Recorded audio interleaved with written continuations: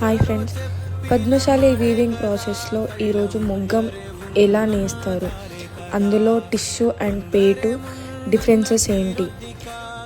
ఇంకొకటి ఏంటంటే, పోచంపల్లి శారీస్ అంటే కాస్ట్ ఎక్కువ ఉంది అని అంటారు కదా, ఆ కాస్ట్ వెనకాల ఎంత కష్టం ఉంటుంది అని ఈ ప్రాసెస్లో మీకు క్లారిటీగా అర్థమవుతుంది.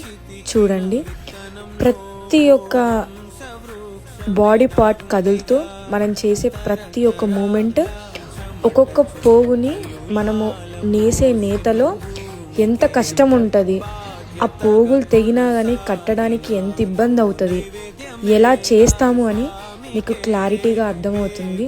చూడండి, నేతన్నలు అంటే ఎందుకంత గొప్పతనం అని ఈ ప్రాసెస్లో మీకు క్లారిటీగా అర్థమవుతుంది. శారీకి కాస్ట్ ఎక్కువ కాదు, మనం నేసే నేతకి కష్టానికి